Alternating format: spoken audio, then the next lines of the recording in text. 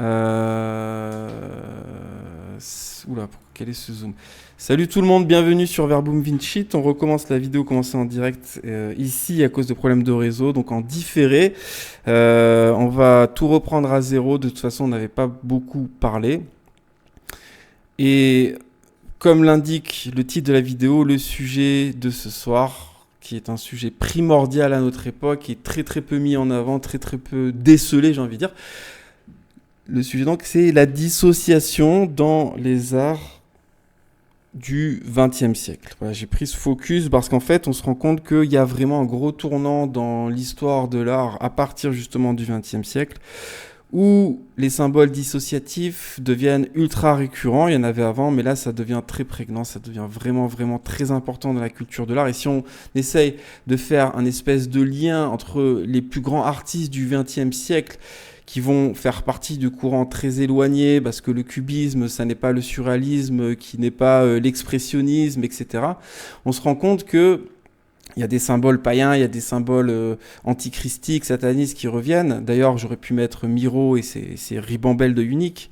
Mais il y a ce lien de la dissociation qui va prendre plein de formes à notre époque et qui va être ultra important. Alors, on va commencer par le tout début, avec une constatation que j'avais faite au début de la chaîne, tout simplement.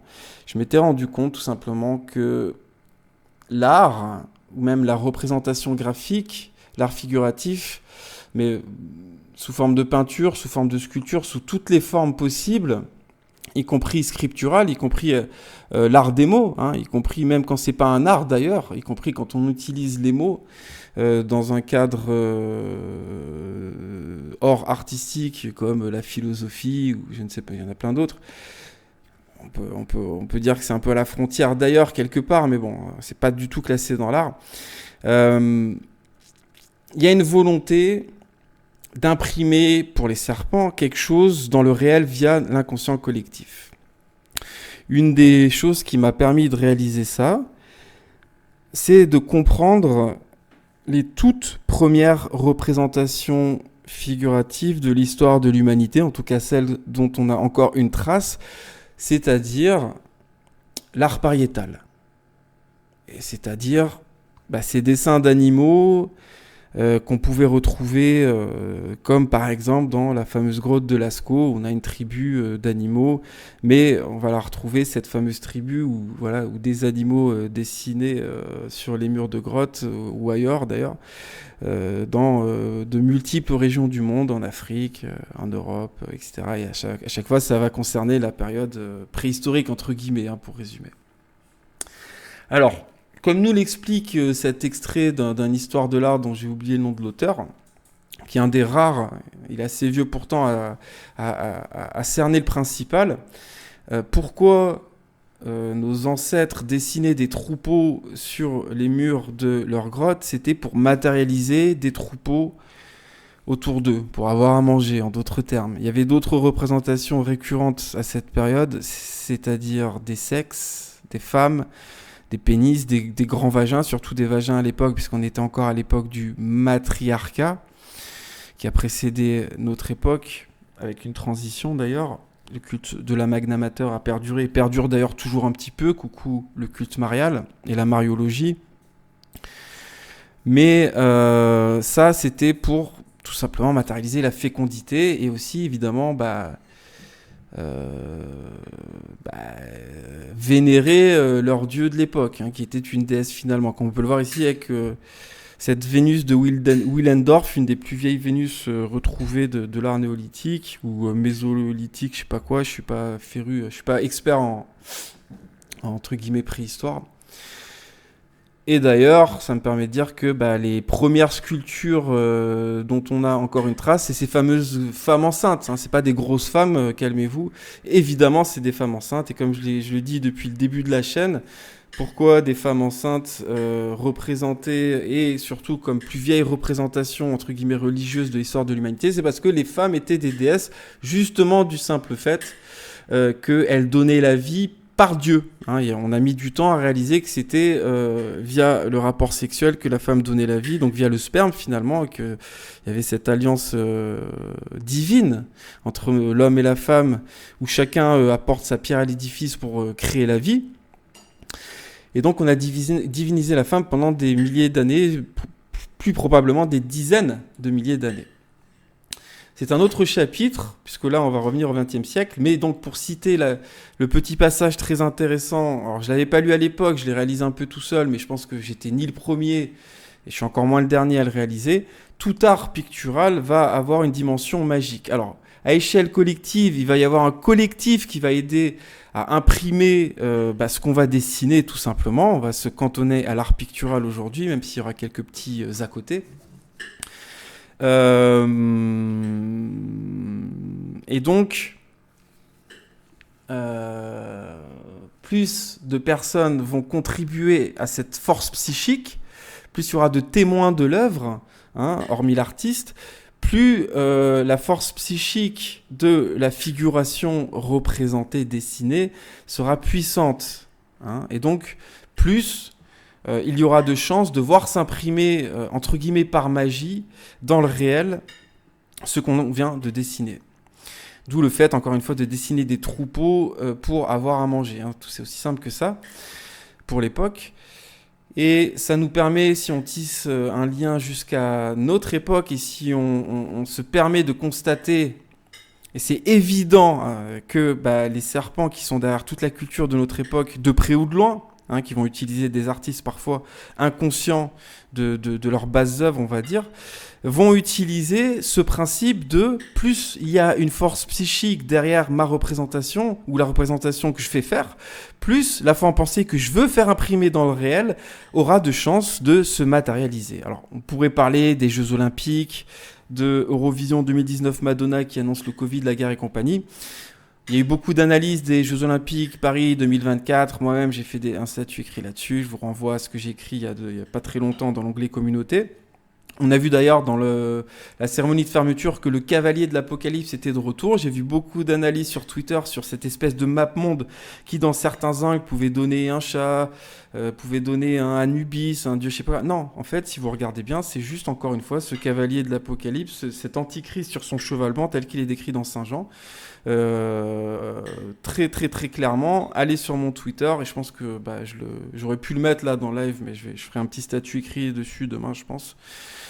C'est encore une fois l'antichrist sur son cheval blanc, ne pas confondre avec la maladie sur son cheval palo ou pâle tout court, qui en fait, si on traduit mieux les termes de l'époque, c'est verdâtre, l'expression. Le cheval blanc, il est chevauché par directement l'antichrist qui annonce les trois autres finalement, qui annonce le règne, plutôt le règne, le moment, l'ère courte d'ailleurs, où vont régner entre guillemets, où vont sévir plutôt, voilà, les trois autres cavaliers de l'Apocalypse. Alors pour relire ce petit passage, donc gardez aussi, en tout cas ce principe de plus il y a de spectateurs inconscients ou pas du délire. Alors après, quand on en a pleinement conscience, ça enlève du pouvoir au moins partiellement.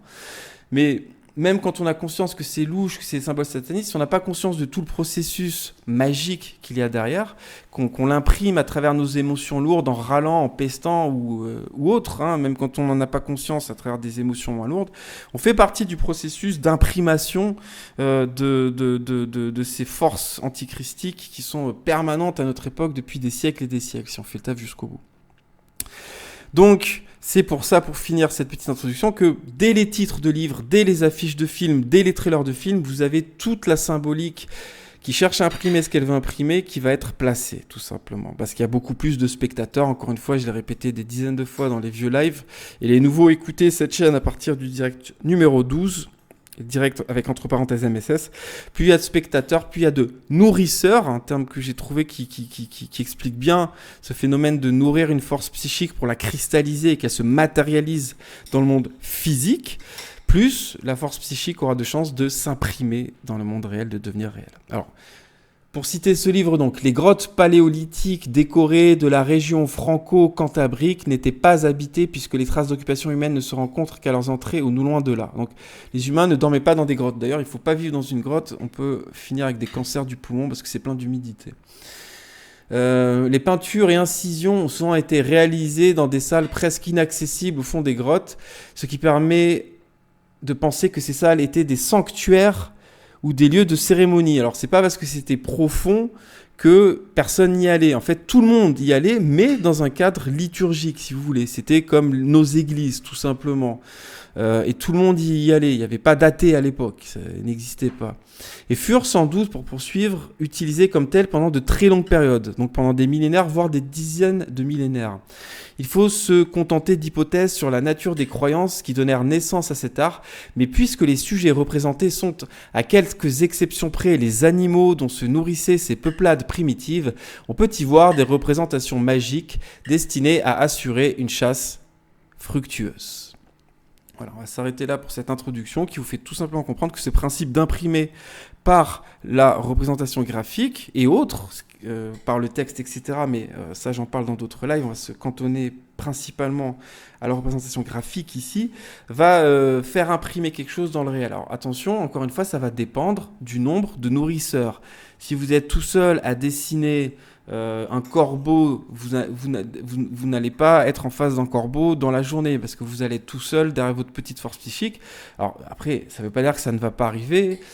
Ça ne veut pas dire non plus que vous n'allez pas voir le corbeau sous une forme symbolique, avec tout ce que représente le corbeau. Donc faites gaffe à ce que vous dessinez, faites gaffe aux symboles que vous utilisez, vos pseudonymes internet, vos avatars internet, vos images de profil, etc. Faites très attention à tout ça, parce que ça influence votre vie grandement. Justement aussi beaucoup parce que c'est inconscient, et tout ce qui va rester dans le domaine de l'inconscient, une époque d'ailleurs pour les hommes préhistoriques, un stade plutôt de conscience, l'inconscient, dans lequel ils restaient principalement, ils étaient encore un petit peu animaux, ils étaient encore plus que nous à cheval inconscient, conscient. Et quand on laisse ces choses-là dans l'inconscient, et ça peut être d'ailleurs via processus ritualistique, via de la magie, ou tout simplement via le fait de ne pas comprendre ce qu'on fait, ça a encore plus de chances d'imprimer tout ça. Par contre, dès qu'on commence à mettre la lumière de la conscience, c'est comme si le sort s'évanouissait en quelque sorte, et que, en tout cas, sans parler d'annulation totale du sort, son pouvoir d'imprimation devenait bien moindre. Alors, imprimation, ça n'existe pas, mais j'utilise des mots à dessein, entre guillemets, des néologismes, des inventions, pour bien vous faire comprendre les choses. Maintenant, voilà, on va passer dans le gros du live. Désolé pour les petits bruits de fond. Maintenant que vous avez bien compris ce principe, et pour les nouveaux qui débarquent, pour bien le comprendre, encore une fois, écoutez les lives à partir du numéro 12. Alors ça, on y reviendra plus tard, tout ça. Et on va commencer avec, voilà, donc, art dissociatif du XXe siècle, nu descendant de l'escalier, Duchamp, qui était un gros serpent, on va le voir tout au long de ce live. Il n'y a pas beaucoup d'images de Duchamp, mais elles sont significatives. Duchamp qui est aussi le créateur du happening, c'est-à-dire, vous savez, le fait de rendre n'importe quoi artistique, puisque c'est celui qui avait utilisé une pissotière dans un salon d'art pour le renommer je ne sais plus quoi et en faire une œuvre d'art. Voilà. Donc c'est dans une espèce de nihilisme, c'est le courant du dadaïsme, hein. On va étudier vite fait quelques courants de l'art du XXe siècle. Et donc ça, c'est un de ces tableaux les plus illustres, nu descendant l'escalier. Alors nu, c'est au singulier, si vous voulez. Hein. Là, si vous voulez, on a une décomposition du personnage qui se base sur la chronophotographie, qui est un procédé où on prenait plein de photos à la suite d'un sujet en mouvement, ce qui est un peu l'ancêtre du cinéma, hein, tout simplement, de l'image animée, de la pellicule de cinéma.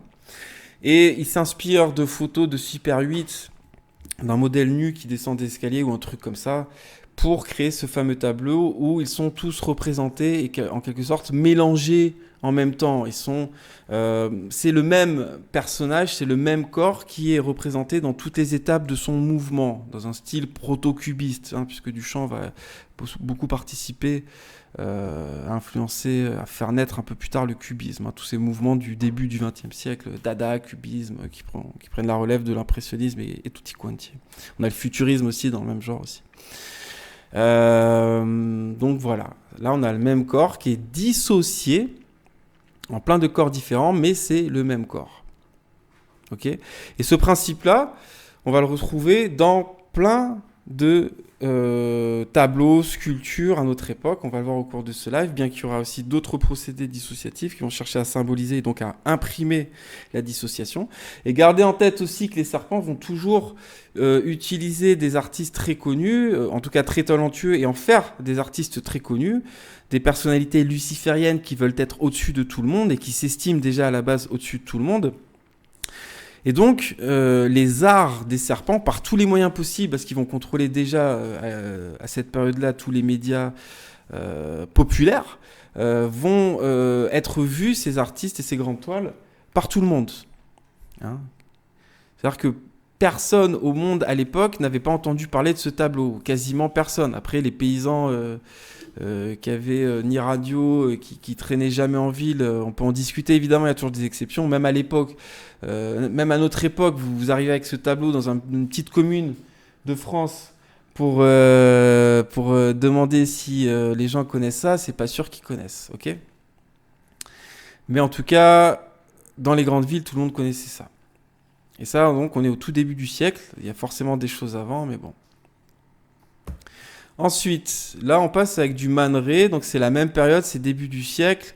Man Ray, c'est tout simplement le photographe le plus connu du début du XXe siècle. M-A-N, plus loin R-A-Y, qui va faire beaucoup de photographies cultes. Il est un peu à cheval 19e, 20e d'ailleurs, il me semble. Et là, vous avez un bon exemple de dissociation symbolisée par un masque qui va être aussi très utilisé. Il y a aussi ce retour au primitivisme, aux arts primitifs, qui est très important dans la culture du XXe siècle. Si on est un peu naïf, on peut se dire ah bah c'est cool, et il y a quelque chose de bien là-dedans, hein, d'exposer ce genre de culture pour mieux les connaître. Maintenant, de les revaloriser, de les réutiliser, de leur redonner de la force avec tout ce que ça impliquait. Encore une fois, l'animisme primitif va redonner force comme le polythéisme à des cultures qui sacrifiaient, pratiquaient l'inceste. C'est encore pire que le finalement polythéisme, l'animisme évidemment, puisque c'est avant, et il y avait beaucoup de choses qui ont été abolies par le polythéisme, comme l'inceste non, mais le cannibalisme par exemple, ou le meurtre finalement, puisqu'il n'y avait pas trop de code législatif avant le polythéisme, donc la vengeance était un petit peu... voilà, ça dépendait un petit peu de je sais pas quoi. Attendez, je vais mettre tout ça sur silencieux.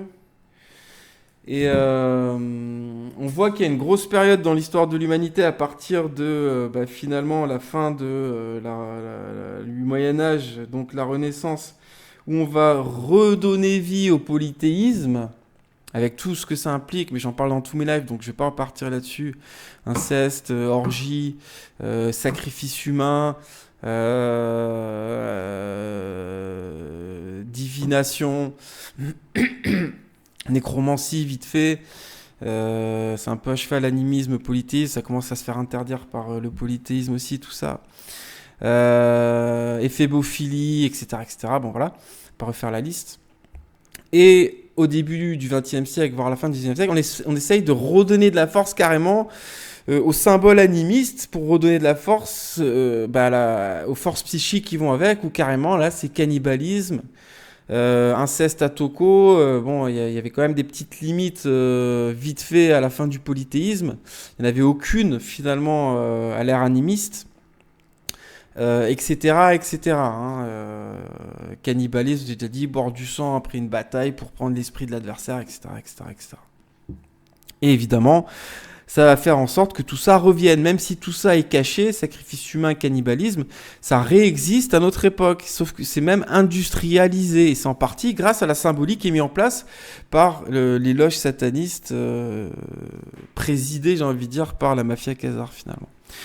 Donc, J'avais fait un post écrit il y a très longtemps sur ces particules extraits de fœtus humains avortés, ces espèces de cellules qu'on met dans la bouffe un peu partout, notamment des grandes boîtes comme Nestlé et compagnie. Je me rappelle plus du nom du produit là, parce que c'est devenu un nom il y a un nom générique pour dire ces espèces de cellules pas directement de fœtus morts, mais de membres de fœtus morts avortés qu'on trouve dans la bouffe, et vous seriez étonné de savoir la liste dans laquelle se trouve ça. Et ça, c'est du cannibalisme systémique. Hein. C'est conscient, c'est pas juste parce que c'est meilleur ou des exhausteurs de goût ou bon pour la santé ou je ne sais quelle connerie bidon. C'est typiquement pour remettre au goût du jour le cannibalisme, parce que ces dégénérés sont retombés là-dedans depuis des siècles, hein, et le pratiquent en cachette dans leur rite initiatique depuis des siècles, hein, à cause de leur dégénérescence, de rester entre cousins eux-mêmes d'ailleurs depuis des siècles. Hein. Coucou les Khazars. On va continuer avec les symboles de dissociation dans l'art pictural du XXe siècle. Avec encore du Man Ray. Donc là, on a un des exemples flagrants de dissociation qui va utiliser principalement le visage, avec voilà, un visage complètement, entre guillemets, divisé, dissocié en 4 parties plus ou moins. Il n'y a pas besoin d'analyser ça 50 ans. C'est assez flagrant. Et je pense que vous comprendrez où je veux en venir. Alors, qu'est-ce que c'est une dissociation ? Les dissociations, c'est quand on essaye de... Alors, quand c'est voilà, sous forme d'art pictural, photo, peinture, sculpture, etc. Enfin, la sculpture, c'est pas pictural, mais c'est un art graphique. En tout cas, c'est un art visuel. On essaye de symboliser de la dissociation et dans la société, à échelle collective, des divisions ordo ab chao, et chez l'individu, s'il te plaît.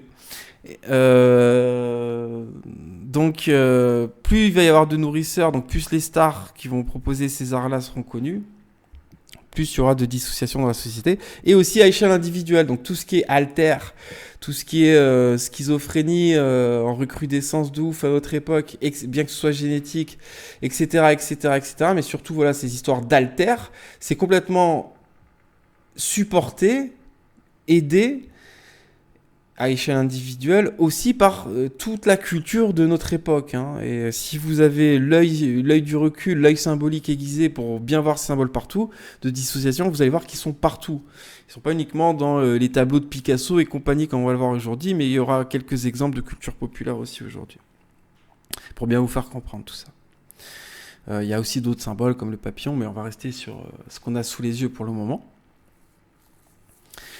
Et gardez aussi en tête qu'avec une lecture chrétienne, une dissociation psychique ne signifie rien d'autre qu'une possession démoniaque. Ça veut dire exactement la même chose.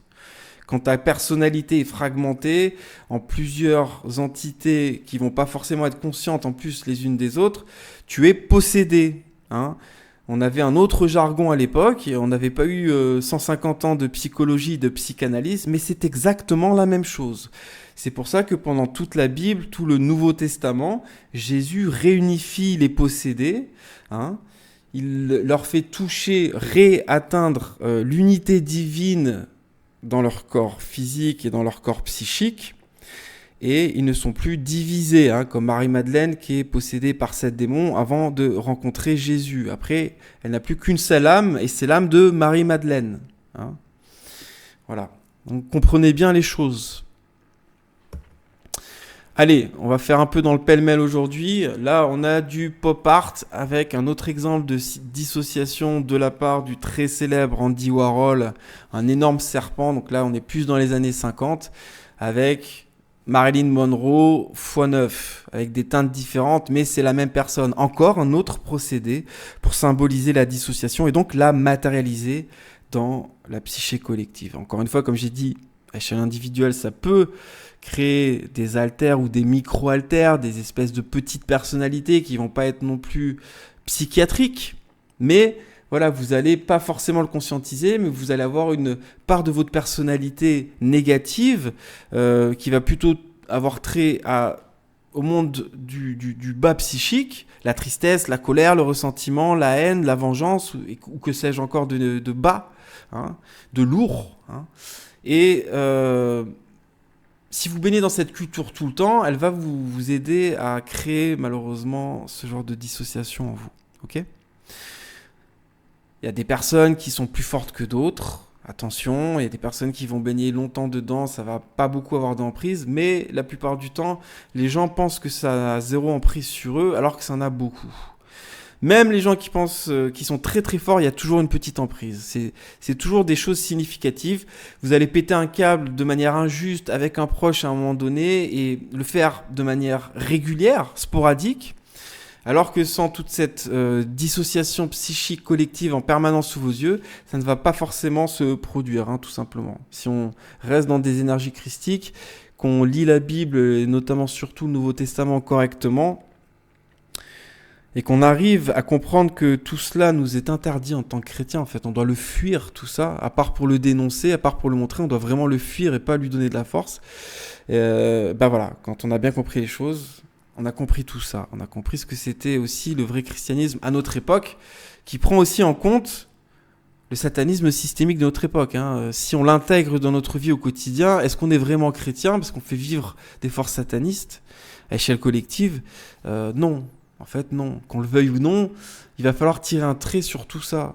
Et il y en a qui ont un peu d'avance, qui l'ont bien compris. Et il y en a qui vont écouter ça et qui vont dire « Non, mais ça va pas, ça veut dire qu'il faut faire foutre toute la culture du XXe siècle à la poubelle. » Non. Il faut foutre toute la culture des derniers 10 siècles, en fait, à la poubelle, quasiment. Avec quelques exceptions, malheureusement. Et en fait, vu que c'est du poison, on peut même gommer le malheureusement. On continue.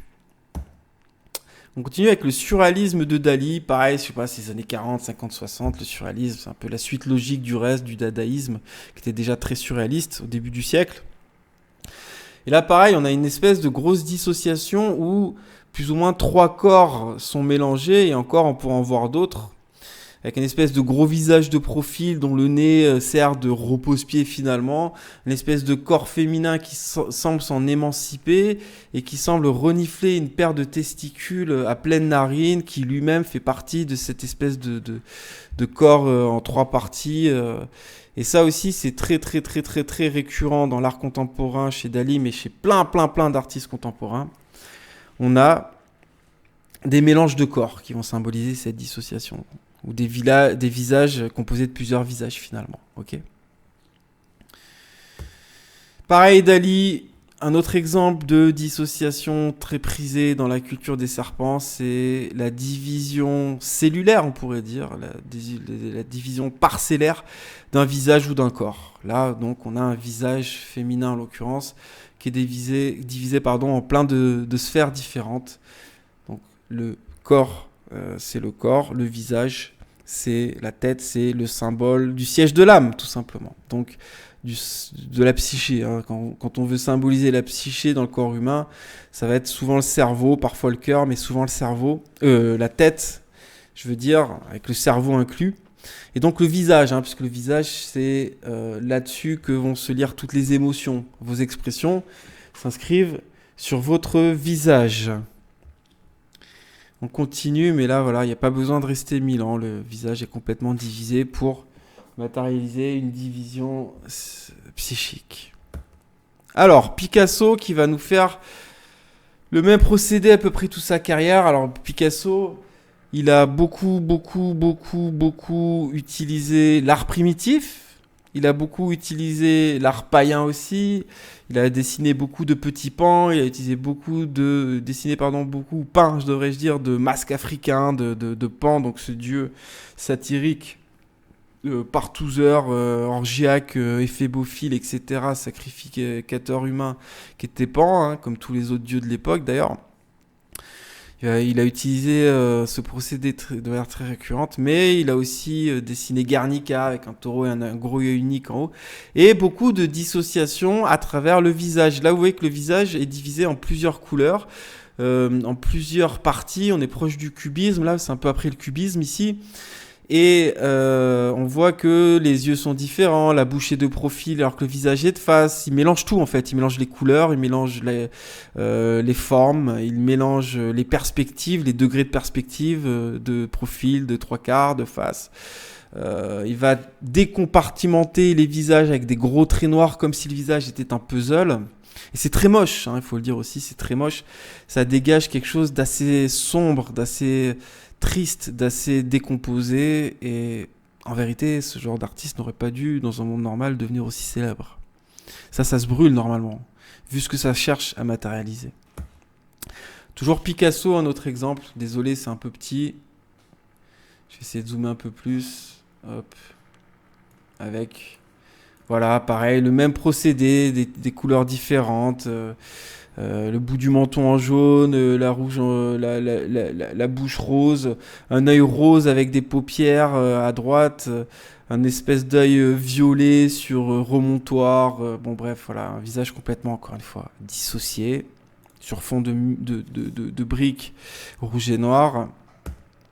Toujours de la dissociation faciale avec Picasso, derrière cette espèce de fond maritime qui va symboliser les émotions ou le mal, puisque par opposition avec les hauteurs divines aériennes, avec le ciel, les bas-fonds des océans, les mondes marécageux, les tréfonds maritimes, c'est le monde du mal, d'un point de vue humain, qui va se trouver au milieu, lui, finalement, et qui va devoir en quelque sorte choisir entre les deux mondes de manière symbolique. On peut être quelqu'un de très aérien et de très porté vers Dieu, en étant poissonnier ou en étant pêcheur ou en aimant beaucoup nager. Attention, ne confondez pas la symbolique. Pareil, visage dissocié de chez Picasso, avec un œil qui pleure, du rouge à gauche, à droite, pardon, du jaune à droite. C'est le même procédé avec plusieurs manières de le mettre en œuvre et toujours de symboliser une dissociation psychique en privilégiant le visage qui va symboliser encore une fois la psyché, l'âme. Encore une fois avec Picasso, comme ça a été dit depuis quelques années chez de nombreuses chaînes plutôt woke pour le coup, mais qui il y a du mauvais partout en majorité, mais aussi un peu de bon en majorité partout à notre époque si on sait faire le tri. Picasso était un espèce de gros pervers narcissique qui violait ses femmes, qui les martyrisait, qui avait une emprise absolument folle sur elles, psychique. Alors, c'était un espèce d'handler, Picasso, tout simplement, dans sa vie privée. Pareil avec de la dissociation psychique chez Picasso, un visage complètement tourmenté, avec des mains qui se mélangent au visage en haut de la bouche, qui semble recueillir des larmes, un visage qui semble pleurer, c'est très lugubre, encore une fois, un visage compartimenté, avec du noir et blanc en plein milieu, des couleurs tout autour, des yeux à la limite de l'inconscience, des paupières qui sont dans tous les sens, si vous regardez bien, paupière à droite, elle est de traviole et elle est en dessous uniquement, à gauche. Voilà, on va pas se répéter, vous avez compris. Le principe... Là, on passe sur du Matisse, il me semble, avec un autre type de dissociation où vous avez deux corps qui n'en forment qu'un seul, finalement, qui sont complètement mélangés, avec au sein même de ce corps ou de ce duo complètement mélangé, des formes qui elles-mêmes se mélangent. Des formes avec des couleurs primaires qui vont éventuellement matérialiser des émotions. On voit que le personnage du haut à gauche est plus ou moins en train de sourire. Le personnage du bas, en bas à droite, est plus ou moins en train de gémir ou de pleurer. En tout cas, elle a une mine plutôt triste. En fait, c'est le même personnage qui est dissocié et par ce mélange de formes, avec plus de membres qu'il ne faut pour deux corps. Vous avez 1, 2, 3, 4, 5, 6, 7, 8 membres de type pieds et mains, alors qu'on devrait en avoir 8. Là, le compte est bon pour le coup. Par contre, vous avez 3 tétés, 3 tétons, appelez ça comme vous voulez. Et on a ce mélange de corps qui est beaucoup symbolisé par ces formes qui vont réunir ces deux corps, comme ce gros carré rouge, ce gros rectangle rouge, par exemple, mais aussi tous les autres rectangles. On continue avec Matisse, c'est à peu près le même tableau, donc c'est pas la peine d'épiloguer là-dessus, mais c'est exactement le même procédé, sauf que c'est encore plus compliqué de décerner qui est qui. On a une tête en bas au milieu qui est retournée, on voit même pas son visage. Un autre, alors il y a d'autres peut-être symboles derrière, une espèce de maîtrise psychique sur un des deux corps, mais en tout cas on a toujours ce mélange de corps qui va symboliser une espèce de division d'un seul corps avec deux, et ces formes géométriques rectangulaires qui vont aussi les unifier et créer cette espèce de méli-mélo de formes et de corps. On sait plus trop qui est qui, quoi est qui, mais encore une fois on est dans la dissociation symbolique à 2000%. 30%. Alors je vois que les initiales c'est FL. C'est plutôt Fernand Léger ça du coup. C'est plus ou moins la même époque. Et celui d'avant je vais vérifier. C'est peut-être du Fernand Léger aussi. Ouais, c'est du Fernand Léger. Excusez-moi, c'était pas Matisse, c'est 2 tableaux. Mais bon, j'ai tendance à m'embrouiller les pinceaux. Parfois avec les noms propres. Bah, j'imagine que c'est encore du Fernand Léger. C'est pareil avec des couleurs. Là, une espèce de millimélo de corps. On est dans la Légion. Hein, là, on a plein de corps mélangés qui chutent. Vous voyez que le mouvement principal de l'œuvre, c'est la chute. Même s'il y a une tête en l'air. Et avec ce gros millimélo de forme, de corps, cette espèce de gros mélange qui va vouloir matérialiser la dissociation psychique à travers l'inconscient collectif. Alors Fernand Léger, il était très connu, hein, c'est un peu le tubisme, hein, une espèce de cubisme personnalisé de Fernand Léger, le tubisme, mais c'est très proche du cubisme, qui aura une grosse influence ce mouvement.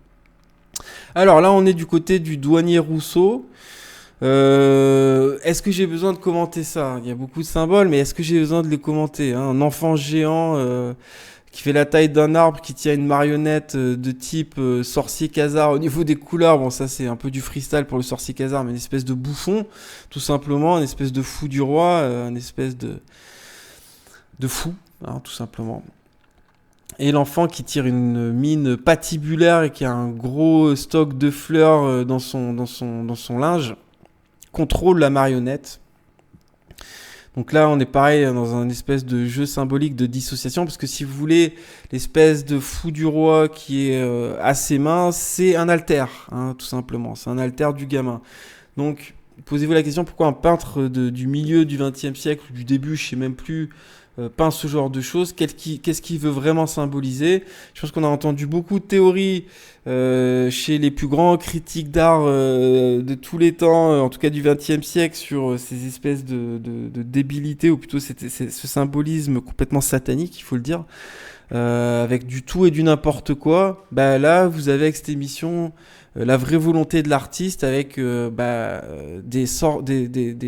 loges néognostiques qui les pilotaient, parce qu'à notre époque, et ça fait 3 siècles, si t'es pas partie intégrante d'une loge néognostique, tu peux pas percer, tout simplement. Tu peux pas faire partie de la culture des serpents si tu la nourris pas, si tu fais pas un pacte avec le diable, tout simplement. Donc là, on commence à avoir des clés sur tout ça depuis quelques mois, 1 an à peu près sur cette chaîne, à essayer de le partager. Alors je dis pas que je suis le premier à l'avoir compris, pour l'instant je suis toujours pas tombé sur d'autres chaînes qui expliquent tout ça de mon point de vue en tout cas correctement, donc j'essaie de le faire, de faire comprendre que c'est partout. Ça commence pas il y a 10 ans, ça commence pas il y a 20 ans. On l'a vu à l'oral dans certains lives récents, Michelangelo qui fout des effets partout et qui paganise, y compris David en le dessinant imberbe et à poil, alors que les Hébreux de l'époque étaient très pudiques. Il y avait une certaine vue sur ce qu'était la pureté dans la vie de tous les jours, qui impliquait d'être dans la pudeur et de pas montrer son sexe, hein. Ça fait partie de l'évolution d'ailleurs de l'humain, de passer par ce stade de pudeur. Comme on a découvert le feu à un moment donné, on s'est mis un slip sur la tub à un moment donné, c'est pas pour rien les amis. Et ceux qui veulent retourner en arrière veulent retourner à des stades païens, à des stades polythéistes, ou qui vont avec sacrifice humain, magie et compagnie. Donc là, on a une dissociation avec un alter et compagnie, hein, tout simplement. On a expliqué ça correctement déjà. Là, c'est Paul Klee qui va employer le même procédé que Picasso, avec ce visage un peu lunaire, tout rond, qui va être défragmenté, décompartimenté, composé de plein de parties différentes. Le bas c'est tout carré blanc, en tout cas les lignes sont droites, le centre c'est rose, en haut c'est plutôt jaune, et on cherche à matérialiser la dissociation psychique avec ce visage, tout simplement. Et là on est en 1922 il me semble, voilà, si j'arrive bien à lire les chiffres en bas à gauche. Donc Paul Klee s'écrit K-L-E-E pour ceux qui veulent chercher. Alors souvent, je vais pas le dire à chaque fois, mais c'était souvent directement des artistes khazars, crypto parfois hein, d'ailleurs, mais souvent khazars, derrière toutes ces œuvres directement. Encore du Paul Klee avec le même procédé, un visage complètement dissocié, voilà, on va pas se répéter. Alors là, on arrive sur du Yves Klein. Alors Yves Klein, C'est un artiste très important, français, Khazar, hein, vu le nom de famille, il me semble en tout cas, et Klein, et qui va utiliser des nouvelles moyens de symboliser la dissociation psychique. Hein. On est encore une fois avec Yves Klein au milieu du XXe siècle, plus ou moins. Et là, vous avez 3 corps en bleu qui se ressemblent, qui ont la même pose, point fermé, coupé mi-genou, avec le même air stoïque, normal, qui vont symboliser finalement 3 parties différentes de la même âme. En tout cas, l'auteur cherche à symboliser, matérialiser, cristalliser la dissociation psychique avec cette œuvre. On va le voir de manière encore plus flagrante avec Yves Klein, avec par exemple ses œuvres. Alors comment produisait ces œuvres Yves Klein? Il peinturelurait des femmes à poil de peinture bleue, tout ça a été filmé, hein, c'était des happenings finalement aussi. Et il leur demandait d'aller s'échouer, de se coller à des toiles pour faire ce que vous avez sous les yeux. Hein. C'est des corps de femmes à poil peints qui se sont collés à des toiles. Donc là, encore une fois, on a 5 fois la même chose. 5 fois le même corps, 5 fois encore similaire, avec la même couleur, la même position, de manière un peu différente, qui va chercher à symboliser la dissociation psychique. Là, vous voyez à quel point, grâce à cette analyse, de prendre en compte, je m'exprime mal, ce symbole de dissociation, tout ce qu'on a sous les yeux depuis un siècle, on se dit oh, mais ça sert à quoi? Est-ce qu'on comprend pas? C'est beau, c'est pas beau, mais surtout est-ce qu'on comprend pas le but? Là, on a une explication tangible. Je ne pense pas me tromper. On a une explication, on peut enfin dire ah ok, donc ça veut dire finalement dissociation psychique. Consciemment ou pas d'ailleurs, parce que à notre époque, quand on a un symbole qui est repris, dessiné dans les films, dans les séries, dans les clips, on va le voir après, partout. Finalement, évidemment, les artistes en herbe vont le reproduire. Hein. Et moi-même, je l'ai fait.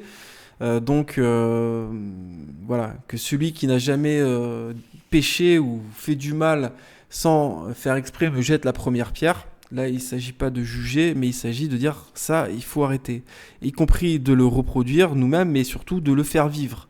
Hein, considérer ces gens-là comme ceux qui sont, c'est-à-dire des mages, des sorciers systémiques.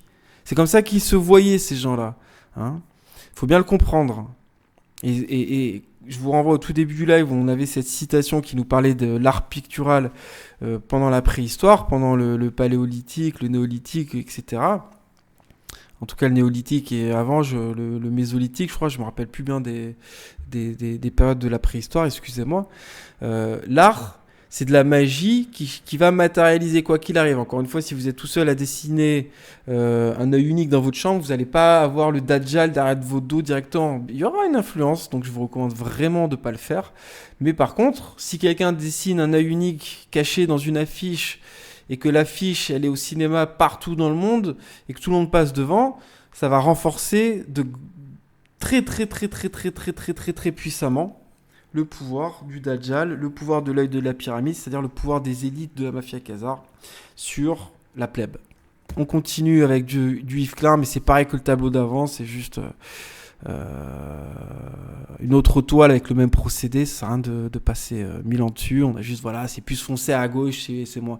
Voilà, on pourrait se perdre dans les détails de l'œuvre, mais finalement, on va aller au principal ici, puisque ça n'a jamais été fait encore correctement. Alors là, il me semble qu'on est sur du Matisse, par contre, Henri Matisse, voilà, c'est écrit en haut à droite, qui va reprendre ce code de dissociation à travers le visage du sujet, à gauche jaune, au milieu vert, à droite rose, saumon, ou appelez ça comme vous voulez les couleurs. Et là, on a encore une fois un visage divisé, parce que le visage, c'est le symbole de la psyché. Pareil, d'ailleurs, c'est le même visage, ça devait être sa femme de l'époque. Je rappelle que Matisse a fait un tableau, allez voir mon analyse, puisqu'il est à cheval entre, il me semble, en tout cas, il est début du 20e. Matisse, allez voir mon analyse 19e siècle, art symbolique, où on a carrément un tableau de Matisse qui s'appelle La perte de la virginité, où on a un loup sur une adolescente nue, allongée dans les champs, cachée derrière un fourré, avec le village qui semble les chercher au loin. Hein, sous-entendu, il y a eu viol, et pour moi, le loup, c'est l'artiste qui se représente lui-même. On va le voir au cours des prochains lives peut-être, mais quand Madame Rhino aura fini sa vidéo sur Tommy Ungerer, les artistes serpents vont souvent s'auto-portraitiser de manière symbolique dans leurs propres œuvres. C'est très très récurrent chez eux de se représenter eux-mêmes de manière symbolique et cachée. Ils vont l'avouer souvent en fin de carrière ou pas, mais à l'instar de Mortel Adele qui est un alter de son auteur. Les artistes qui ont conscience de faire de la dissociation et du satanisme systémique à travers les symboles qu'ils distillent vont souvent se représenter eux-mêmes dans leurs œuvres. Alors là, on a je sais plus qui c'est ça, hein, je sais plus qui c'est malheureusement. J'essaie de voir si je peux pas avoir le nom de l'œuvre. Excusez-moi. Hein.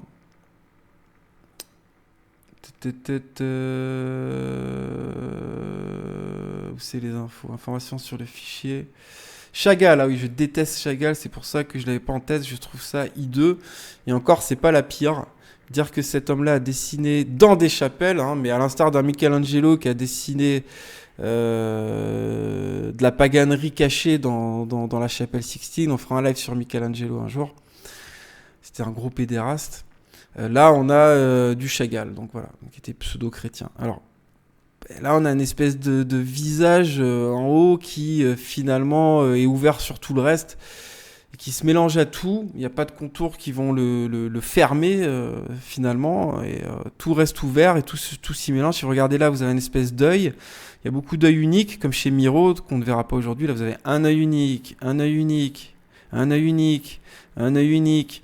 Et vous avez une espèce de créature un peu sadique, hein, finalement le tableau s'appelle Ma vie, est-ce que c'est pas encore un autoportrait d'ailleurs,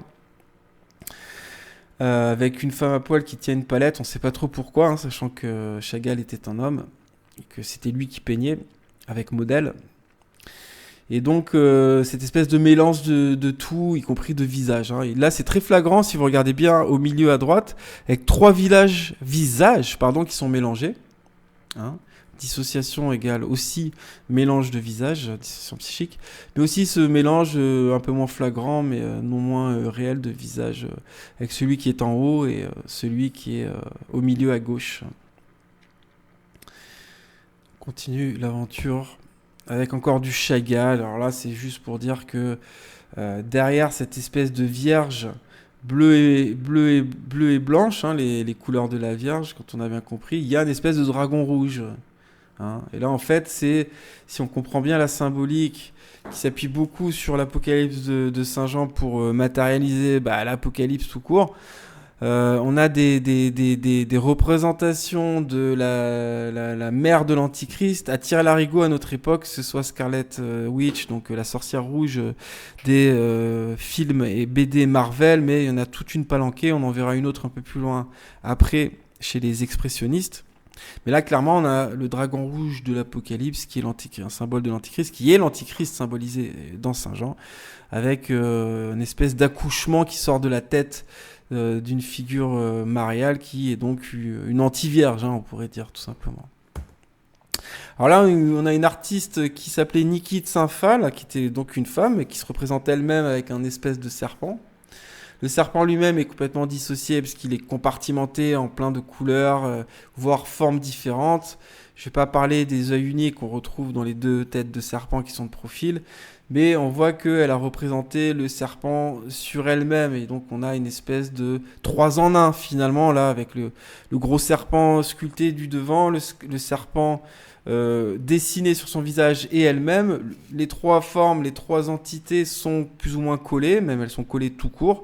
Et là, encore une fois, on pourrait se dire, mais pourquoi elle se dessine avec un serpent dessiné sur le visage et un serpent devant elle? Qu'est-ce que ça peut bien vouloir dire? Alors évidemment, le choix du serpent, c'est pas pour rien.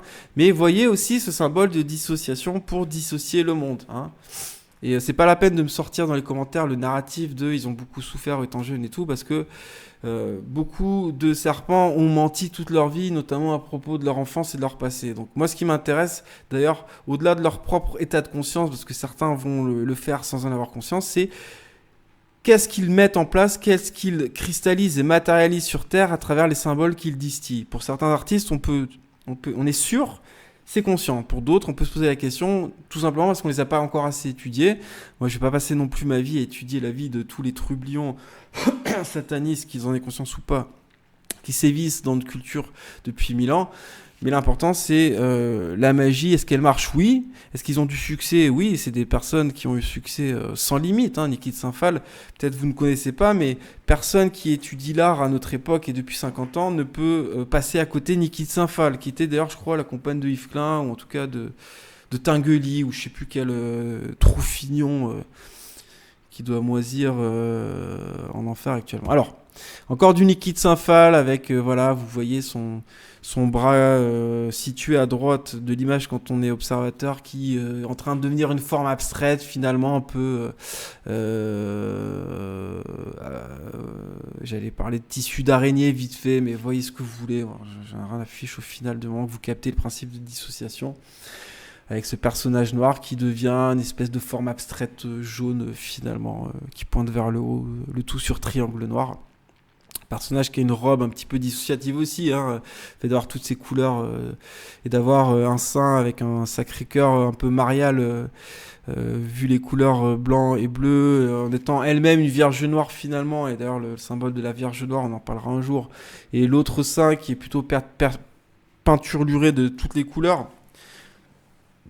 Voilà, ça va symboliser, quand c'est pas pareil à gauche, à droite aussi, une dissociation psychique. Là, en retour, alors coucou à Virtus Humus. Je vous invite vraiment, pour ceux qui ont Twitter, à aller le suivre parce qu'il fait vraiment des statuts et des posts très très très intéressants très régulièrement. Je sais pas si tu vas écouter ça, Virtus, mais coucou à toi en tout cas.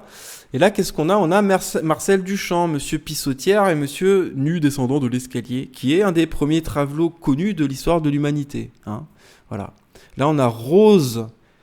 Le choix du prénom n'est pas innocent non plus. Rose, c'est la vie. Alors, c'est la vie, c'est très connu pour les étrangers. Quand on demande aux étrangers de dire quelques mots en français, ils vont dire « Oh, tralala, c'est la baguette, c'est la vie ». Et Rose, ça va renvoyer évidemment au rosicrucianisme. Et donc, on a Marcel Duchamp, travesti.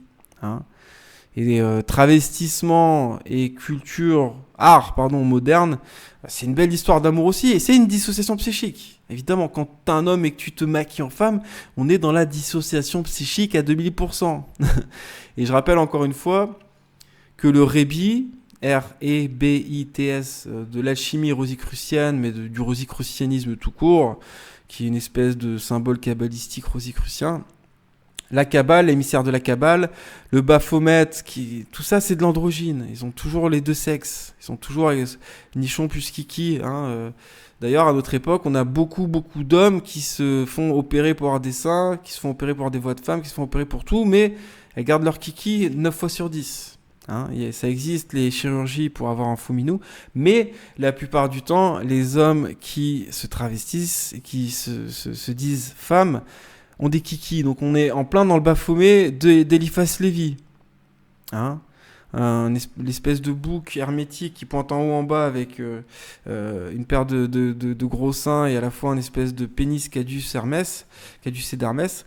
On est dans le transgenre, on est dans la femme à kiki, tout simplement, et ça c'est de plus en plus récurrent à notre époque. Encore une fois, les hommes politiques qui vont faire croire que c'est un combat idéologique, les Trump, les Zemmour et compagnie, qui vous disent pas que tout ça c'est chimique, que si les gens deviennent comme ça, c'est bien malgré eux parce que leurs mamans, elles ont bu de l'eau à l'altrazine quand ils étaient jeunes, elles ont pris beaucoup de Doliprane, peut-être même pas beaucoup d'ailleurs, mais le Doliprane ça peut inverser le sexe aussi, en tout cas le genre plus ou moins pour reprendre des termes modernes. C'est chimique, c'est physique tout ça, ça sert à rien de combattre des idées, le physique va toujours l'emporter. Je pourrais te donner de milliards d'exemples, mais si tu fais une prière quand tu te fais agresser, ça va pas servir à grand chose.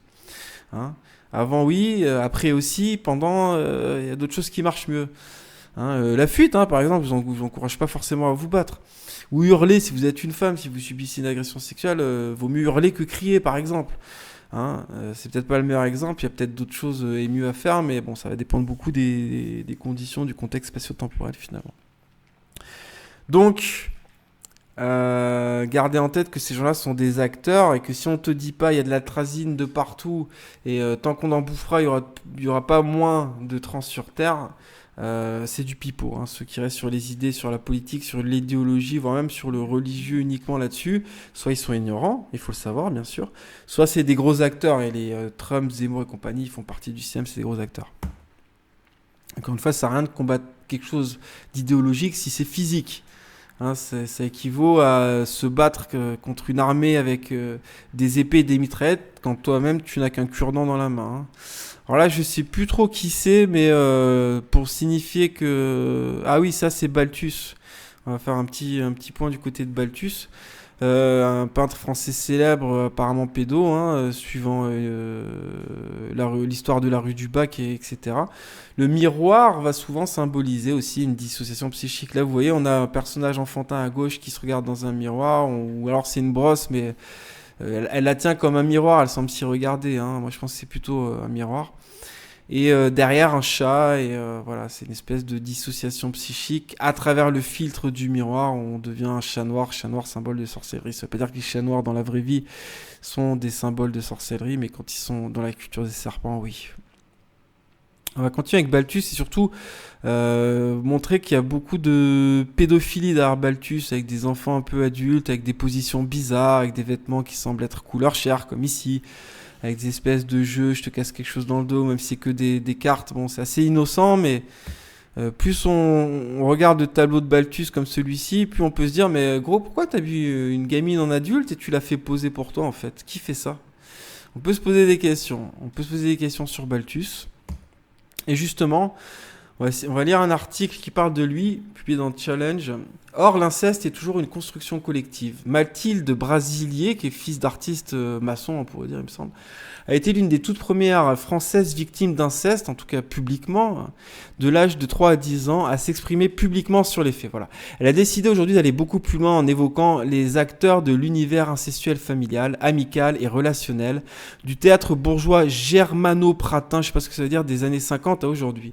Une distribution d'excellence, un père prix de Rome d'architecture, des personnalités artistiques ou littéraires de renom, le peintre Balthus ou le romancier Gabriel Matzneff, un médecin de famille du tout Paris qui ne voit rien, un maçon qui est complice, il faudrait dire, un expert psychiatre auprès du tribunal tout aussi myope, c'est-à-dire encore une fois complice de réseau franc-maçon, de bien singulières soirées à la Villa Médicis, des souplexes cadenassés à l'agence d'architecture du père ou chez Balthus, pardon de crier, et aussi bien sûr, attention ça va en choquer certains, les ombres de Gainsbourg ou de Jean-Marie Le Pen, qui est pédéraste en fait. Selon les aveux même de Simon Collin, hein, il est pédéraste. Ok ? Balthus dessinait des gamines en les faisant passer pour des adultes parce que c'était un gros pédo, tout simplement.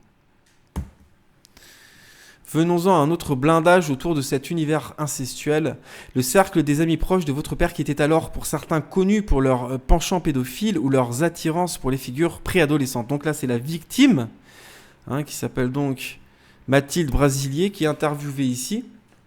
Et elle répond, oui, il y avait Gabriel Matzneff, hein, qui est inutile de représenter, tristement, mais aussi les écrivains Michel Tournier, il me semble que c'est celui qui a écrit Vendredi ou La vie sauvage, ça, tiens, je viens de faire le rapprochement, je suis pas sûr à vérifier, et Émile Cioran, Émile Cioran, allez voir qui c'est, s'il vous plaît, faites pause, allez voir qui c'est, et surtout aussi le très présent peintre Balthus, chez qui mon père m'emmenait parfois. Balthus habitait aussi tout à côté de Saint-Germain, cours de Rohan. Chez lui, comme dans l'agence d'architecture de mon père, il y avait une pièce en sous-sol où se trouvaient des enfants. Ah, les enfants dans les souterrains, tiens. On m'avait dit que c'était pour jouer, on l'a vu ça dans la cérémonie des JO d'ouverture d'air. On m'avait dit que c'était pour jouer avec la fille de Balthus. Or, j'apprendrai plus tard que Balthus n'a pas eu de fille. C'est immonde. Je vais même pas faire de commentaires là-dessus. On va faire un petit détour du côté de l'illustration avec Nicoletta Ceccioli, je m'en fous. On a donc la tête, entre guillemets, décapitée et surtout énorme, dans des échelles de taille différentes, dans un aquarium avec plein de petits poissons autour qui sont situés au niveau de sa tête. Ils sont pas en dessous. et on est dans la matérialisation de la dissociation psychique, encore une fois, avec cette œuvre et les petits poissons, qui sont comme des petites personnalités qui flottent autour de sa tête, symbole de la psyché de l'homme, avec ses yeux grands ouverts, mais éteints, et dans un état de conscience modifié, la gamine. Et c'est une gamine. Hein, et encore une fois, quand on est dans un état de conscience modifié qui va engendrer la création d'altères et qu'on est une enfant, c'est qu'on se fait torturer physiquement et psychiquement. Ok ? Donc c'est immonde. C'est très joli, très édulcoré, très pastel, très mimi, mais c'est immonde l'intention qu'il y a derrière. Et là, je peux vous dire qu'elle est consciente de ce qu'elle fait, la gonzesse.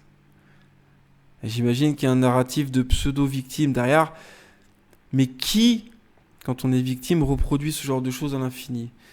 Les vraies victimes, cette espèce de catharsis par l'art, c'est du pipeau. Ça ne fait que faire vivre indéfiniment tous ces trucs-là. Une vraie victime, quand elle va avoir conscience qu'elle a été victime de ces choses-là, elle va fuir tout ça, elle va essayer de se cleaner, elle va se retrouver à être dans un état de rapprochement avec une religion saine, notamment avec le christianisme, qui me paraît être la seule clé pour s'assainir la psyché, quoi qu'on ait vécu finalement, y compris des choses horribles, même si ça peut prendre du temps. C'est pas non plus du jour au lendemain, les amis. Il faut avoir la foi. Et on fuit ces mondes-là, on les matérialise pas toute sa vie, on leur donne pas de la force psychique en engendrant des milliers de dollars par derrière, par-dessus ça. Je peux pas y croire. Une vraie victime va pas être là-dedans toute sa vie, même si c'est que symboliquement, même si c'est inconsciemment. En tout cas, voilà, moi je ne crois pas. Toujours le même artiste, Ketcholi, avec une gamine qui est défragmentée de plein de petits papillons, dont un qui lui sert d'œil, qui se pose sur son œil. Elle a toujours cet air triste, cet air dissocié, cet air vide. Et tout ce que j'ai dit à l'œuvre d'avant, ça s'applique à celle-ci, donc c'est pas la peine de se répéter. Alors là, on n'est pas dans l'art canon de salon, de musée du XXe siècle, on est dans l'illustration, c'est un petit tunnel, si vous voulez. Ça, c'est un autre artiste dont j'ai oublié le nom, avec une autre forme de dissociation. Vous voyez que le personnage est géant, donc dissociation par l'échelle de taille différente. J'en ai beaucoup parlé dans les lives 12 et 47 de cette fameuse dissociation d'échelle, mais aussi dans ceux qui suivent le 12. Et avec cette princesse qui est à la fois une kraken. Hein, c'est mi-princesse Sarah, mi-Cthulhu de Lovecraft. Hein. Évidemment, encore une fois, c'est une dissociation psychique où on a une gentille petite fille qui est aussi un démon à la fois, hein, tout simplement. C'est ce que cherche à matérialiser le peintre. Pareil avec cette espèce d'immondice, une espèce de gamine qui donne son jus de sein, un espèce de lapin blanc, voilà, ça fait référence à Alice, avec des spirales dans le fond, il y a beaucoup de symboles pédos. Et elle-même, elle est plus ou moins reliée à des espèces de champignons qui sortent de sa tête. Bon, voilà, on va pas passer la soirée sur cette horreur. Alors là, on a le symbole parfait de la Fabian Society version Tchétchouli, donc le loup qui se déguise en mouton, en brebis pour le coup, un petit chaperon rouge même on pourrait dire, hein, c'est pas le petit chaperon rouge qui se déguise en loup, c'est l'inverse. Et on a une dissociation psychique symbolisée avec ce jeu de masque et ce travestissement du loup en petite fille, tout simplement. On est en full rouge, blanc, noir, évidemment, comme d'habitude, ou comme très souvent avec les serpents. Alors là, c'est du Egon Schiele, un peintre expressionniste allemand ou autrichien, je sais plus, très important, très connu, Egon Schiele, qui avait son style pictural tel que vous pouvez le voir, très sombre finalement, pas au niveau des couleurs, mais au niveau de ce que ça va dégager. Et on a une espèce d'homme-éléphant, hein, tout simplement, une espèce d'éléphant man, il a une trompe d'éléphant, donc par la dissociation en mélangeant deux espèces différentes, hein, évidemment. Ça marche aussi comme ça. Rouge, blanc, noir encore. Pareil du Egon Schiele avec cette espèce de deux corps qu'en font qu'un, complètement retourné, mélangé sous un drap, avec des fesses en bas, un visage de face en haut, ça veut rien dire, tout est recto-verso, tout est verso-recto. On est dans la dissociation psychique, l'inversement, la contorsion psychique. Là, on passe sur du Giacometti, un sculpteur très connu qui a peint des sculptures rachitiques. Comment on appelle cette maladie quand on bouffe rien, de l'anorexie, on pourrait dire, des espèces de ghouls, des espèces de zombies. Et là, on a tout simplement 40 fois le même visage dans la même toile. Voilà. Encore une dissociation psychique, là par la multiplication. Ça peut être par la division, ça peut être par la multiplication aussi. Hein. De toute façon, la multiplication, c'est une division positive, hein, on pourrait dire, ou la division, c'est une multiplication négative. Et là, donc, on a 40 fois le même personnage dans le même cadre, au sens propre pour le coup. Pareil, avec du Giacometti, hein, on va pas se répéter. Pareil, ça ressemble à du Enki Bilal, tout ça d'ailleurs. Il a été très influencé, Enki Bilal, par les dessins de Giacometti. Et on pourrait parler d'Enki Bilal, un de ces quatre aussi, hein, parce qu'il y aurait des choses à dire sur le monsieur. Et là, encore une fois, et pas des bonnes choses, hein, évidemment. Bon. Là, encore une fois, c'est le même visage, plus ou moins des autoportraits, hein, j'en sais rien. En tout cas, c'est le même visage 4 fois, dissociation par la multiplication. Pareil, rouge, blanc, noir, plus ou moins, même si plus ou moins bleu.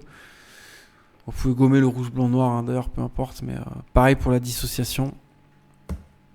Allez, on passe à Jackson Pollock. Vous voyez, à chaque fois, on a finalement des artistes qui sont à des époques différentes, puisque c'est certains début du siècle, d'autres les années 60, 70, etc. Et à chaque fois des cours qui appartiennent à des courants différents, hein, c'est le cubisme, hein, c'est l'autre, c'est l'expressionnisme, hein, c'est le surréalisme, hein, c'est Dada, hein, c'est le fauvisme, etc. Et à chaque fois, finalement, on a les mêmes procédés qui vont s'adapter au style graphique de leur époque. Donc là, on a encore un visage déstructuré, divisé, décompartimenté, ou appelez ça comme vous voulez. C'est plus ou moins un autoportrait, il me semble d'ailleurs. Et on a donc encore une fois cette recherche de la dissociation psychique à travers le visage défragmenté, hein, on pourrait dire. Là, inutile de détailler ce que vous avez sous les yeux, parce que finalement ça va se répéter beaucoup. Toujours pareil, du Pollock. Hein, vous savez, c'est l'artiste absolument génial qui s'est mis un beau jour à balancer des coups de pinceau de loin pour que ça fasse plein de petits points de toutes les couleurs et créer ces espèces de chaos abstrait. On en parlera peut-être un jour, mais bon, là pour le coup on reste sur ces figurations. Il y en a d'autres pas piqués, des hannetons qui arrivent, mais pareil, on est dans la dissociation psychique, symbolisée à travers un visage divisé par quelques procédés et couleurs différentes. Division, hein, voilà, pareil, hein, ça commence à se répéter. Alors, c'est des tableaux intéressants, toujours de chez Pollock, qui a passé pas mal de temps à dessiner des papes en enfer, hein, plus ou moins. Là, c'est des Pie XII en enfer, il en a fait un petit paquet.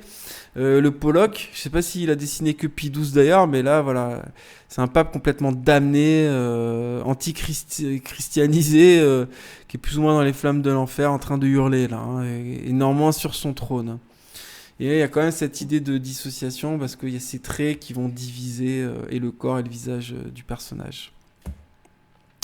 Alors, là c'est intéressant parce qu'en fait c'est Francis Bacon qui est représenté ici. Sauf que là on a Francis Bacon, le peintre du XXe siècle. Et ça c'est Francis Bacon, l'écrivain, ou moi il n'a pas fait que ça, mais on va l'appeler comme ça, du XVIIe siècle, hein, il me semble, pour Bacon. Donc Bacon qui est derrière...